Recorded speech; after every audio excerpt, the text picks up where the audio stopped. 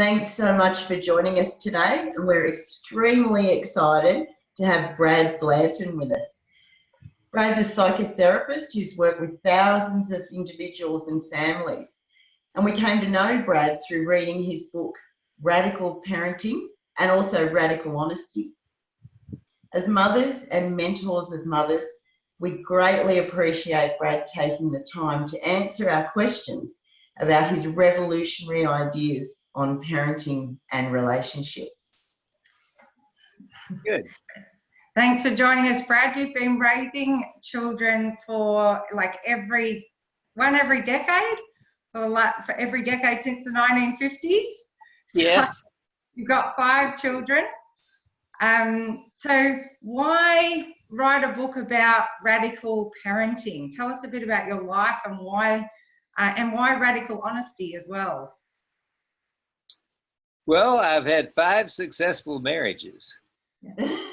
And the longest was like 22 years, and the shortest was about 5.5 years. And I had a total of 6 children, and basically they all know each other and related to each other, and we're all related. And I say I've had successful marriages because their mothers and I completed our marriage and got divorced and separated, but we forgave each other in the process, and we still co-parented, and we still valued each other's co-parenting when we did it. So that's why I say I've had 5 successful marriages. They varied in terms of degrees of success, but I've got kids I'm really proud of, and they are really loving and wonderful. And I've got 4 grandkids, and they're being loved into being. And basically, I think it works pretty good most of the time, what I do. Awesome. So I've always... Your life, like what led up to the writing of the books? Well, I had a really great early childhood. My father worked for the telephone company, and my mother, and I had an older sister who was like 9 when I was born. And then I had a younger brother born after me, and we were a very happy family. We lived out in the country. And then all of a sudden, my father, when I was 5.5, my father died of a heart attack. And it was really hard, and my mother had a hard time with it. And she started disappearing and drinking a lot. And then by the time I was 7, she got married to my stepfather, whose name was Tommy, who had come back from 6 years in the Pacific in World War II. And he was a shell-shocked veteran, violent, and an alcoholic. And my mother had a number of miscarriages from beatings. And then when I was about 9, a child was born prematurely that survived. And he then was pretty much, I helped raise him. So I put the first 10,000 hours of my first career was being a mother for a little boy who, until he was 5 years old, I was his primary nurturing. My mother would come around now and then, but she was often drunk. My stepfather was often mean, and I had to defend them against it. So when I was about 13.5, I picked up a piece of firewood and fractured my stepfather's skull and broke 3 of his ribs and put him in the hospital. And when he came home, taped up again a couple days later, I told him while he was sober that if he ever laid a hand on anyone in that house again, I was going to kill him. That I could have killed him. I had him on the floor and he was busted up. I could have hit him one more time and I didn't. And I told him I would, and he had a pretty good taste of what might happen if he did. And a couple of months later, I acquired a couple of 12-gauge shotguns, showed them to him, shot them off in the air in front of him, and said, "They're hidden out here in the orchard. and I can access them in a minute, and I'll kill you with them. So the family was having a hard time putting up with me because I was being a dictator at 13 and a half years of age. And my grandparents came, and they also, the house payments were behind, and they needed the money that I stole from the Social Security checks to buy the shotguns with to keep the house from being taken back. So I had this deal I negotiated that my brother, who was younger than me by a year and a half, would go with an aunt and uncle in Tennessee, and my little brother would go live with his grandmother. He was 4.5 then. And then I would go live with my sister in Texas, and we would split the family up. I told her she could either stay with him or she could stay with us, but it wasn't going to be with him. So she decided to stay with him, and so the family split up. So I kept coming. I came back and visited my little brother, and his grandmother raised him. And my mother eventually left my stepfather and eventually came to stay with me in Texas some. But basically, I was a redneck lower class kid, and I was mad as hell, and I was very close to going to prison instead of anywhere else. And then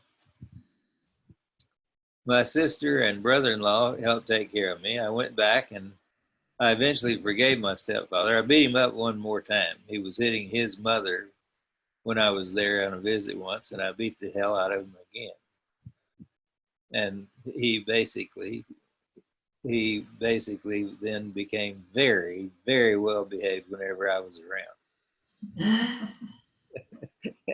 And so I've learned about parenting because I loved my little brother. He had gotten rheumatic fever when he was about 2.5 years old, and his heart was damaged. And there wasn't anything I could do about that, but I could take care of him and love him. And he's still alive now. He's 68 years old now. And basically, we're still friends. He still comes up here now and then. He's only about 50 miles away from me. And so then I lived with my sister and brother-in-law. And when I was 16, I was on my own. And basically, I've been on my own since I was 16. I worked my way through college. I decided when I was in junior in high school, I was going to be a psychotherapist. During library period, I sat down for an hour and decided what I was going to do. And I did that. That's what I did with my life. I wanted to help people who were hurting, particularly kids. And I wanted to protect them from people who did the hurting. So I was in the civil rights movement. I had a really hard time in the nonviolent civil rights movement. And basically, we were nonviolent, but I threatened violence a number of times in a very authentic way. And I sometimes went to demonstrations with 4 people on my back holding me back. But the opposition didn't want to mess with me in case they lost control sometime. So I was the demon. And basically, I told people exactly what I thought, including cops and judges and stuff like that. I got arrested a lot in the civil rights movement. And I did get shot at, and I got bombed with a lead pipe bomb. It blew out the windows and everything, but it didn't hurt any of us. I got chased in cars and shot at and run off the road and various other things, but it never got me. They never got me. Thank goodness. And so then I got married a number of times. The first marriage was like 10 years. And so basically I lived a life where I really, really appreciated kindness and love. And I was really loving. I was also like kind of a mean guy. I never beat up my wives like my stepfather had, although we shoved each other and did a lot of, like, not exactly what you'd call approved arguing, but we weren't violent. Yeah.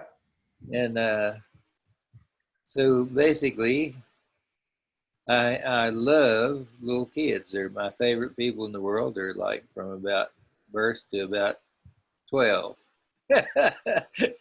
And I've got a 12-year-old now who's turning 13 at the end of the week. My youngest child is 12, and my oldest is 51. Lots of experience in there. Yeah, so I had a lot of practice. Yeah. And my kids were very successful. My daughter, who's a singer-songwriter, is becoming famous. She's done an Australian tour. Her name's Blanton. And I have another daughter who's at the University of California at Berkeley, who's a graduate school teacher. And like lots of credentials and degrees and stuff like that. And I'm proud of them. They're wonderful, and they're good with their kids, and they're funny. The most important thing is being funny.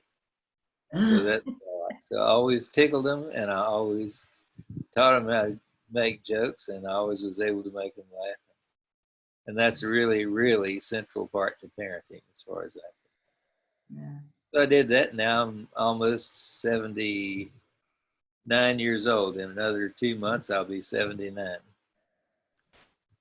And I've been around a long time. Here's like a number of people say too damn long. But generally, what I learned was that there is this yearning that we all have for being able to be honest with each other.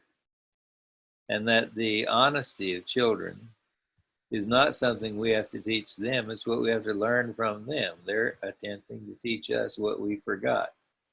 As we grew up and became teenagers and then like went crazy, which is what you have to do to be an adult.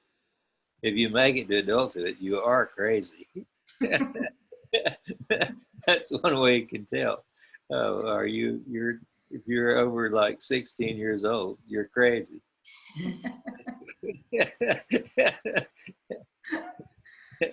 And you probably attained it much earlier than that. So I say to people all the time in therapy with me, I don't trust my own mind. Why in the hell should I trust yours? And we need each other's honesty because we're both just full of shit. And so basically, we need each other to clarify what's actually going on rather than just keep doing our stupid sales pitch for how great we are. You know? And one of the great boosts to my book sales, audiobooks have quadrupled, and regular books, this is the 25th year since Radical Honesty came out, 25 years ago. And this last month was the biggest check for sales of Radical Honesty I've ever gotten because of Donald Trump. Because he's just such a great poster child for a goddamn liar. You know, and you can see what a miserable, low-life son of a bitch he really is. And everybody's looking for an alternative. So in a way, I'm kind of grateful for him because he's the best bad example we've had ever of how to be a human being. You know? It's like, look, just watch your TV every night. That's what not to do. Don't do that shit. Or you'll be a stupid, miserable person like this jerk. Yeah. So he's really helping with Radical Honesty. Yeah. I've been thinking about writing him a letter because he says he's going to make all of us better off. He's making me better off because he's such a fine example of what not to do. Okay, so that's my biography. Yeah. Pretty impressive. Yeah, that's awesome. Thank you. I actually have an autobiography called Some New Kind of Trailer Trash. And that's the name of my autobiography. And it's about me being trailer trash and how I'm a little different than most. Mm.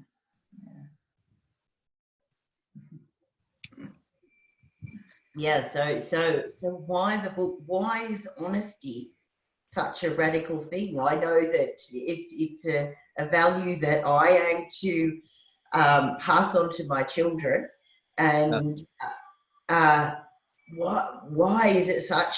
Why does it require a book, and why is it radical? It's radical because we all lie like hell all the time, and that's the way we were raised. We were taught to lie. Yeah. Don't mention certain things. Be polite. Don't say what's really going on. If everybody says, "Are you okay?" Sure, I'm okay, no matter if you're hurting or not. Basically, politeness starts being the instruction. We start programming kids, keep your hands off of that and start training them into politeness. And they're already pretty honest. And I always just loved them for being honest and thought, well, that's even more endearing. And the reason for honesty is that you can actually care about someone who's willing to be open and honest with you. But you can't care about someone who's just performing and trying to manipulate their image in your eyes, like Donald Trump comes to mind again.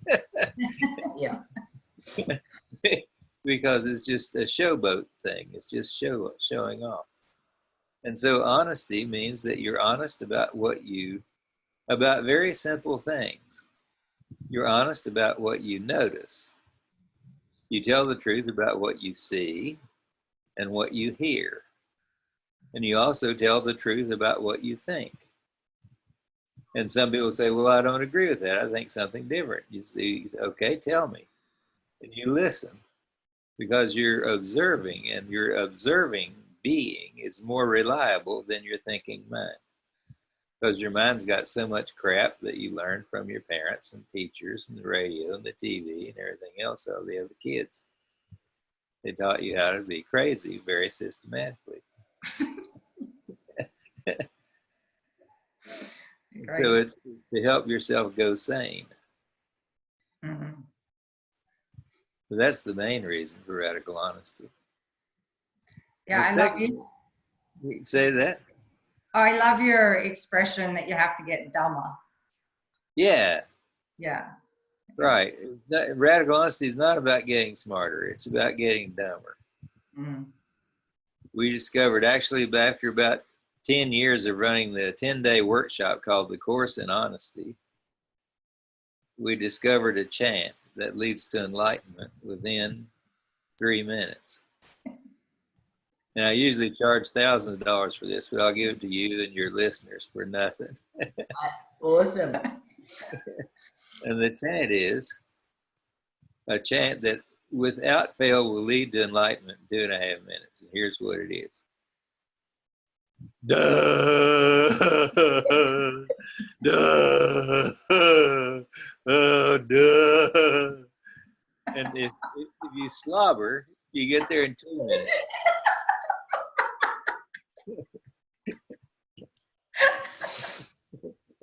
And all of a sudden, you're here. You look, and there's somebody right there in front of you. You're like, shake hands and say hi. Yeah, and the automatic laughter and joy that comes with that is amazing. Yeah. We're all in that place like several times a day. We don't know what to do. We think, duh, what should I do?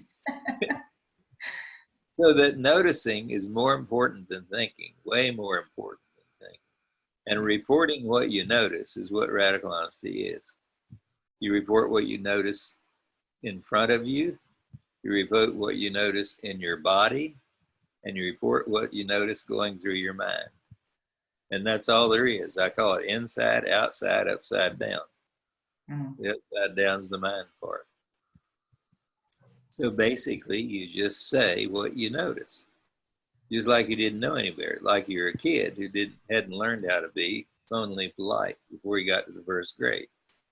Mm. You just say that, like you say things like, "You look fat," or You're, I think that's funny. Or you say basically whatever seems to be right. Kids that are raised right just get loved and hugged for doing that kind of thing. Yeah. Mm.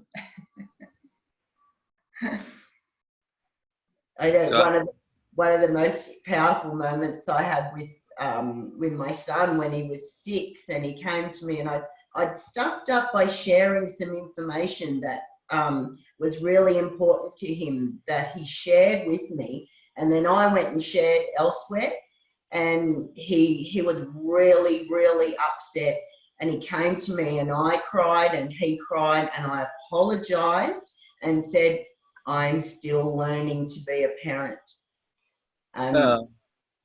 Prior to that, I thought I had to be in control. It was my job to show them the way and all that. But that was, I will never forget that moment.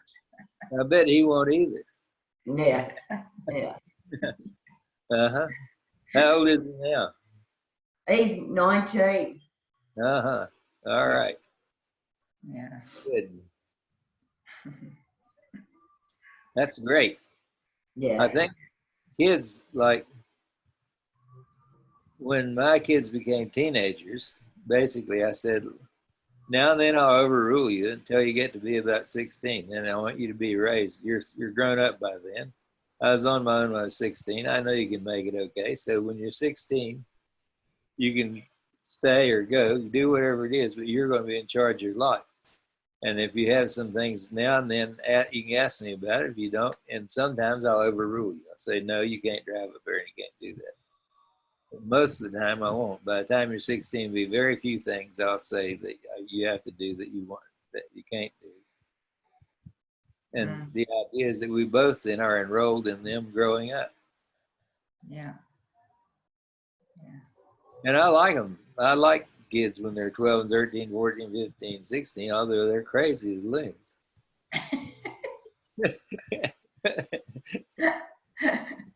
What advice would you have for the mums in our group who have teenagers? Learn how to love crazy people. That'd be it. Yeah. Yeah. It's like, if you can laugh with them at the dilemmas. You know, I sometimes say to my kids, I'm not laughing with you, I'm laughing at you. And they say, oh, Dad. but that idea that, you know, I'm not a perfect parent. I don't know how to do it either. I've practiced some. What's really great, my best assist in raising my other kids, was that the older kids, the ones who'd made it up to about 8 or 9 or 10, helped raise the little ones. They love little ones. If they get to be past 6 or so, they love the little ones. Before that, they get a little jealous sometimes. Yeah. But basically, my other kids helped raise the other kids, and it works really good. Even if they gang up on me, it was still fun. I love when you speak about the fun and the joy and the sense of humor. And for me, I lost that. I was a joyous parent, a joyous person, and then I became a parent, and suddenly I felt I had to get serious and responsible. Uh-huh. Yeah. Ain't it the truth? It's a big mistake, isn't it? Big mistake. You can be serious now and then, but if you stay that way all the time, it's like not that much fun to be around you. You can't hardly blame them for wanting to get the hell out of there. Yeah, exactly. Yeah. When you're honest about what you don't like, you have to get over being angry. And I teach my kids to be angry. I mean, ask them to tell me that they're mad at me or that they resent me for something. Mm-hmm. Yeah. And listen, and I tell them I'm mad at you for what you said or did. And when we'd be mad for a little while, and they would say, well, how are you doing? What do you notice in your body? Are you still as mad as you were? Well, no, not as mad as I was. I'm not either. Even though I still think you're wrong. Yeah, well, I still think you're wrong too. But the idea is that you can get to some place where you got mad and you got over it. You got hurt and you got over it. It's this thing we call transformation.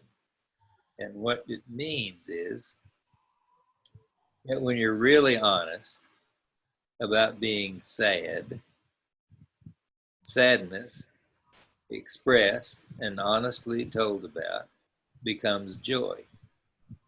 And anger becomes fun, ecstasy. It transforms to love. Anger becomes love.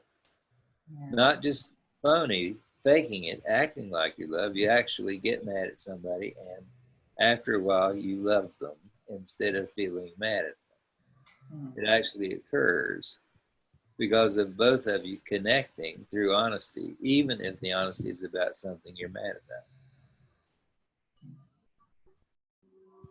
It's a hard thing for everybody to get because it's not a logical kind of thing. It doesn't seem like it should happen that way, but it does. It happens that way. Couples that make it and are able to do it pretty good tend to stay together because they don't, it's not that they never get mad at each other. It's that they get mad at each other. They get damn mad at each other. They don't kill each other or beat each other up, but they yell at each other and they cuss each other and they name each other all kinds of things. And then they, now and then somebody's made some wide-ass remark and both of them start laughing. Had that experience. Yeah. And when you start laughing at what you were really pissed off about, is not nearly as infuriating. And you start even laughing about things your feelings were hurt about. Yeah. Yeah. That's another mistake I made in my marriage, is, taking our disagreements behind closed doors and thinking that not showing the kids negative emotions, or not that there's negative emotions, was equally detrimental to them. It is, but I always like for them to get to be about 11 or 12 before you do that full force. So you do kind of protect them a little bit from your anger toward each other till they have abstract cognitive ability. They have the ability to get a framework of understanding. But when they're teenagers, you need to be able to every now and then have a meltdown. So the whole house, like, I've sometimes said, let's everybody just cuss each other out. So we would. and it's hard to do that without some of it being funny. Yeah, you too. Me too. Oh, so good. Your home must be a fun place to be. I want to come visit. All right. They're scattered all over the earth now. I've got one son in Denmark that works for the Lego company, and he's the director of Learning Through Play. It's called. His job is director of Learning Through Play, and he's a funny guy, and he's also got two sons. And I've got my son who's 12 lives in Sweden, in Copenhagen, and I'm going to Copenhagen and then to Denmark and then to Sweden in about a week. And I go over there 2 or 3 times a year, and he comes here once or twice. And his mother and I are friends, and we still have a little conflict now and then, but we work it out pretty good. None of it works out perfectly, but we do a pretty good rough and tumble job of getting over stuff. Still might like bitch about it a little bit in the background. But basically, we get over stuff pretty good. Yeah.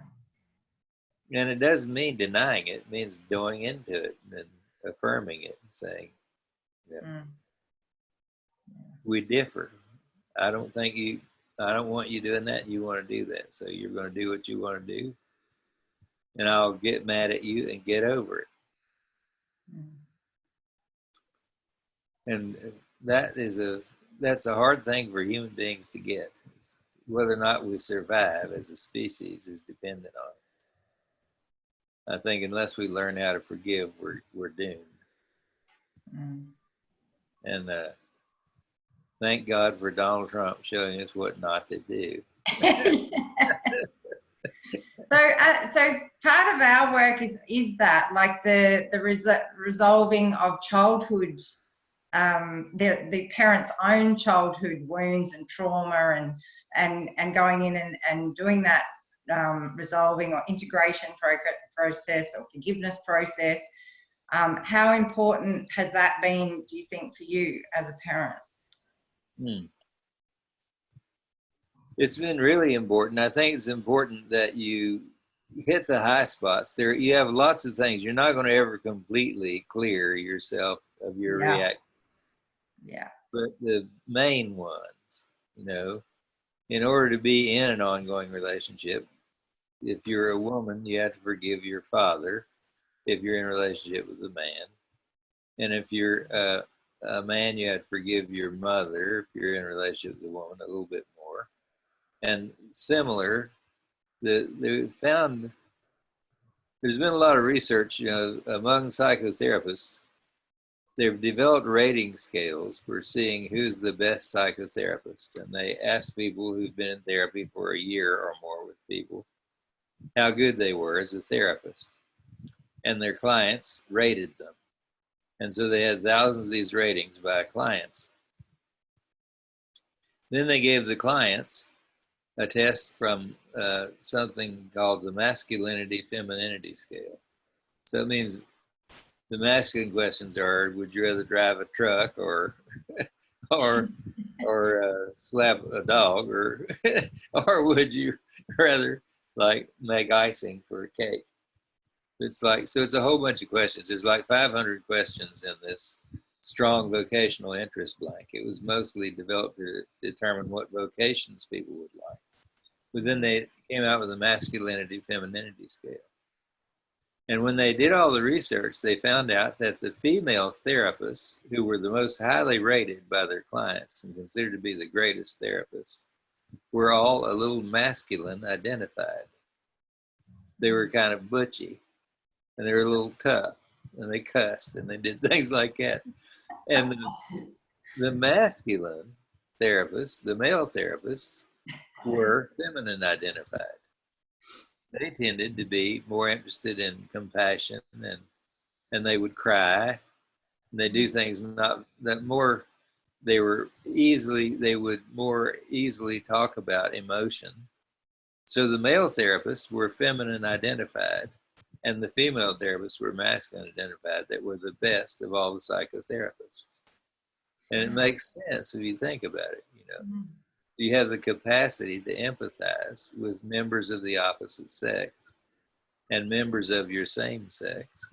That generalized capacity to empathize across a broad range of identities makes for good therapists. And so basically, when you're going through a process of forgiving your mother and allowing her to be as she was without you having to keep it secret or not talk about it, I recommend that people do, when we do the 10-day workshop, I ask them to go home. They tell the whole story of their life in the workshop, and it's videotaped. They get an hour. And they tell the whole story of their life from as far back as they can remember until modern times. Yeah. And then we ask them to take that back and show it to their mother and show it to their father, show it to their brothers and sisters back home, and have a conversation in the family to do what we call completion work. Some of the families like it, and some of them don't. I've had a few. I had this one fellow called me up and said, well, my daughter went to your damn workshop, and then she came home here for Thanksgiving. Well, we want you to know we don't like what you do. I said, okay, good. So about 3 months later, he called up and he says, well, we had Christmas together. It was the best Christmas we ever had, so we want to take it back. We do like what you do. Thanks. So we ask people to go back and tell their parents what they resent them for and what they appreciate them for in order to forgive them. So we asked them to go and tell their parents. They went to this weird workshop by this crazy psychologist who practices something called radical honesty, and that they're going to tell them the truth, that they want to forgive them. that they've been holding things against them they want to let up on. And they want to allow themselves to be with them without judging and hiding and lying to them. And will they go through it? And their parents agree. They always agree, generally. And then they end up doing some of it themselves because they get pretty hurt and angry about what their kids, particularly what they lied to them about, they withheld from all those years. But when they stole the car and got it all beat up, they still didn't let them know. And basically, what happens is that the completion work is that something that was incomplete because you were withholding it. You're protecting your image in the eyes of your parents all along to make them think certain things of you so you could manipulate and control how much they appreciate you. And when you give it up, it's hard business. You'll end up crying, you'll end up getting mad, they'll end up crying, getting mad. But in the end, you get up saying, well, thank you for telling me, because now I know who you are and I love you anyway, which is an authentic kind of love rather than just a play kind of love. Pretend. And so we call it completion work. Fantastic. And I do recommend that you do go and tell the truth. And with couples, I recommend they tell each other their entire life story, their entire sexual history too. Every lover they've ever had, whether they've done it with males or females or animals or turkeys or whatever. Yep. They basically tell each other their whole sexual history. And they both actually get re-enthused from that because it's kind of, not only is some of it funny and charming and kind of pathetic, but some of it's kind of sexy. You know? Yes, I did go to bed with that guy, but like we couldn't get it on, he couldn't get it up, and I got mad at him and I rolled over and we spent the night together, but we didn't really do anything. No kidding, I thought y'all were loving. No.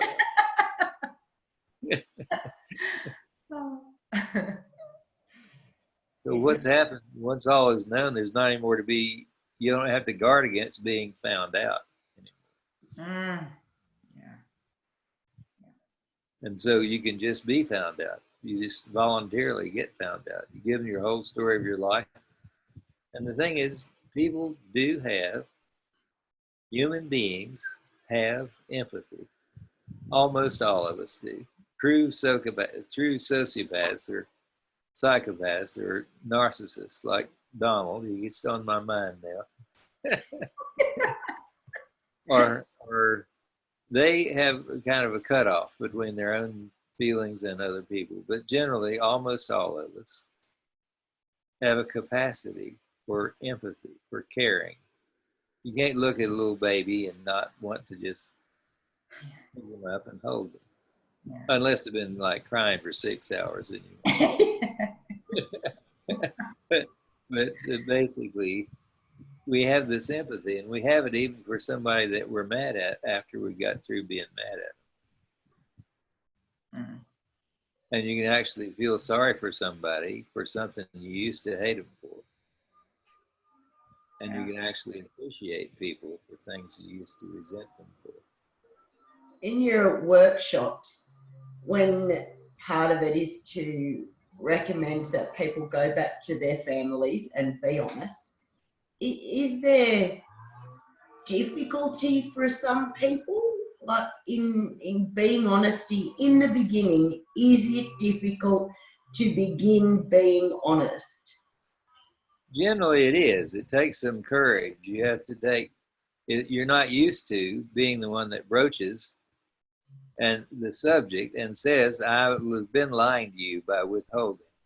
First of all, we tell people to get used to it, to know that what that lying is, a form of lying called withholding is lying. Just not mentioning something. That's the most pernicious form of lying. You know something, you don't say anything about it. Yeah. And so I say to people, I recommend that you hurt people's feelings and that you offend them and that you stick with them until they're over being hurt and over being offended. And you tell them you'll stick with them, and you do stick with them until you get over it and they get over it. Well, once someone is committed to do something like that, first the parents don't like it a damn bit. And then they get to where, well, this may not be such a bad idea. Because what they go through in the process is they get mad and get over it. They get hurt and get over it. They get really like happy and get over that a little bit. We want people to get over positive emotions too. We don't want you to be in love like, you know, a bad romantic comedy. So you don't want to be like mushy and, oh, I love you so much. It's like, that's just another goddamn insanity. But, but we ask you to appreciate them for what you authentically appreciate them. And you tell them and they appreciate you appreciating them. Yeah. And what happens is that forgiveness leads to closeness. You recognize that a lot of your judgment of them was your own defensiveness in the first place. You have to tell them that, and you all have to work it through before you can get that. And you feel a lot better about yourself when you get that. You get, I'm capable of forgiveness. That's a damn good thing to be proud of. Yeah. It is.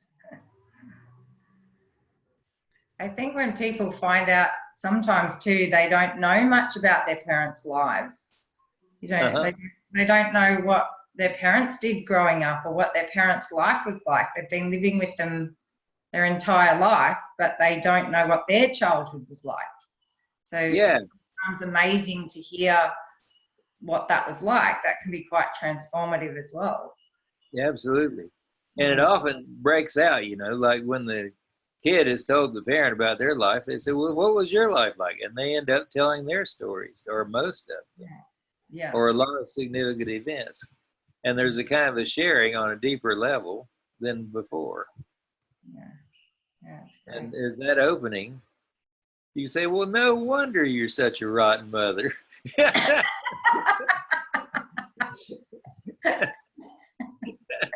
Yeah, because the way your daddy treated you, no wonder. Yeah. And eventually, though, you get to laughter. Just like I know you laugh easily. Both of you are nod and smile and look very pleasant. It's like you've had a lot of pleasant experiences and you've done some forgiving yourselves. Haven't you? We've done lots of forgiving. Lots of dropping judgment of others. Good. And a bit of stand-up comedy too. Yeah. But the powerful thing I found, when I was 9, one of my friend's parents nicknamed me Miss Logic. And it wasn't till my late 40s that I dropped the overthinking, the analysing, the logic. And then I started to find this creative being inside me. Yeah, that wasn't just being controlled by being super reasonable. Right. Yeah, exactly. Yeah, good for you. And another thing I found with lots of our mums, of teenagers in particular, they will tell me stories about their teenage years and say, oh, but I could never tell my son that, never tell my daughter that. And your work is saying the opposite, isn't it? Yes, it is. Go ahead and tell them and embarrass yourself by say, the reason I'm watching you, I don't want you to go to bed with that guy, is because I went to get with my boyfriend when I was 14. Exactly. And that really was terrible. I didn't like it. It turned out wrong. Yeah. Because it's coming from such an authentic place then, and kids always recognize authenticity. They love it. Yeah. They do. They also are put off by it sometimes because it's a process they have to go through because the kids are just as crazy as their parents are. Yeah, and they're learning too. But they are available to it. They might say, oh, don't tell me stuff like that. But they really do.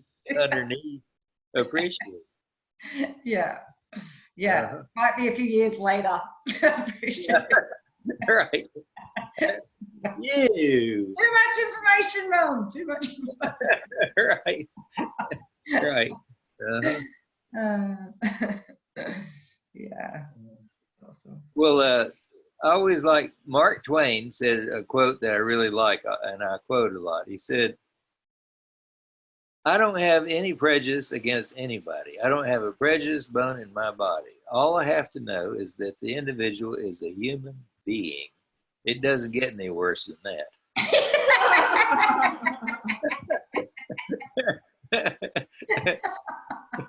I really like that. True. Yeah. Very strange species. Yeah. So when so you got a 19-year-old, is that your only child? You have I have 3. uh-huh.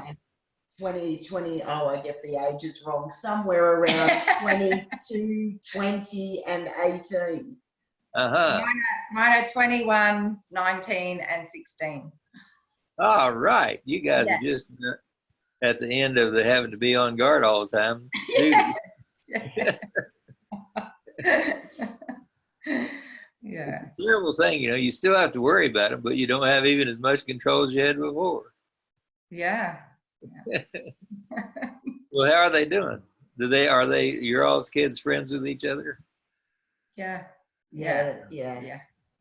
It's wonderful. We had some really rough years, and that's probably what brought me to this work and sharing with other parents, and me trying to be controlling over my children rather than letting them be who they are.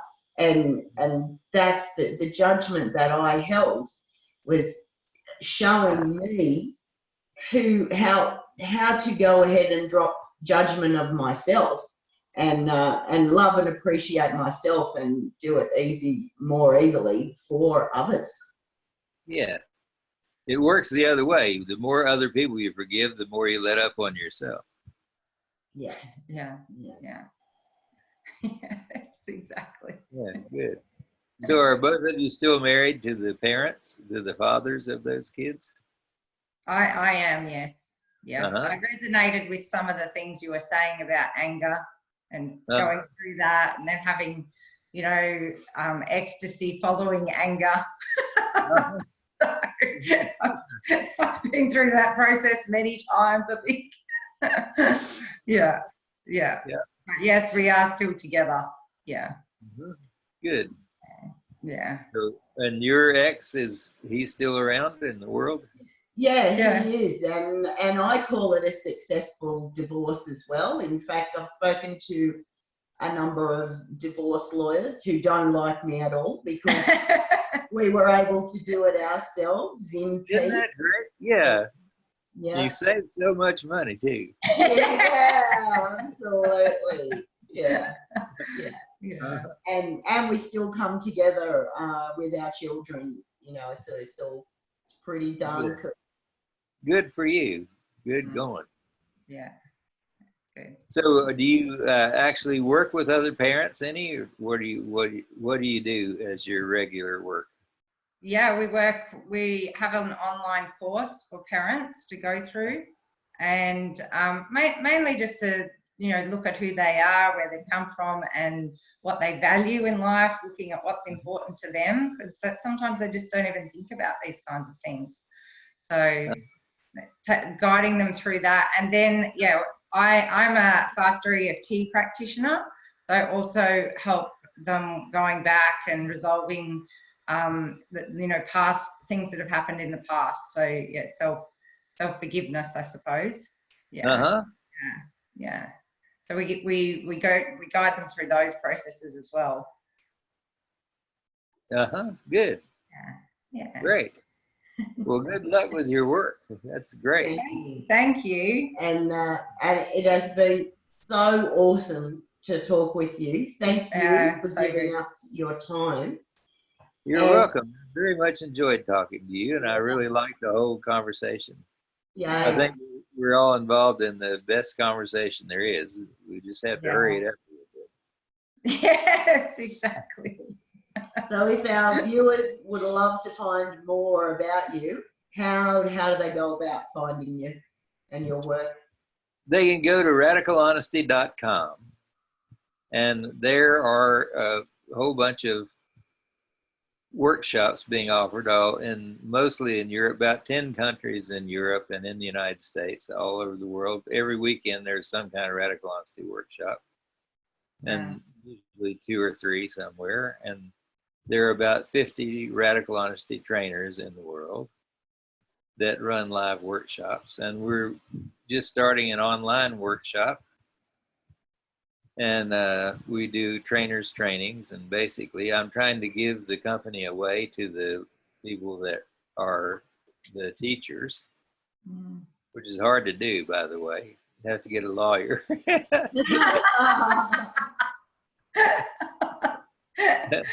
And so basically, if you go to radicalhonesty.com, there are videos and there are audio books and written books and lots of short videos, and there's a Facebook page or 2. And if you just type in radical honesty, you'll find it all over the world in different places.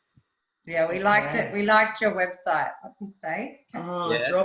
drop the bullshit, something like that. Right. Yeah. Yeah. And Well, we're very much in line with honesty. Honesty is our thing as well. Like just being honest with yourself. Start there. Yeah. Right. Yeah. Well, the way that you know you're honest with yourself is when you're honest with someone else. That's the way you find. True. If you're just honest with yourself, you can be psychotic. You have to have a me and a myself. Yeah. So the idea is that you be honest with yourself by being honest with other people. Yeah. Yeah, that's beautiful. And basically, I think you all know it's good work. It's fun work, and you end up loving a lot of people, and you end up helping a lot of people. You feel a whole lot better about your regular ongoing daily, everyday life. Yeah. I'm glad you're in it. I'm glad we're becoming a force in the world. Yeah. Making All right. change. Well, I'll tell Donald Trump about you.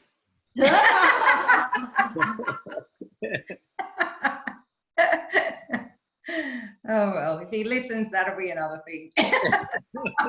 Yeah. Right. All right. All right. Thanks, Thanks so much, Brad. Yeah. Yeah. Nice to meet See you you. again sometime. Let me know when this is launched so I can tell everybody on my mailing list all over the world. I'd like to let them watch your ongoing show online. So let me know when you're putting it out there, and I'll send it around. Oh, fantastic. Thank you. Okay. Thanks All right. so much. Okay. Have a great day. Bye. Bye.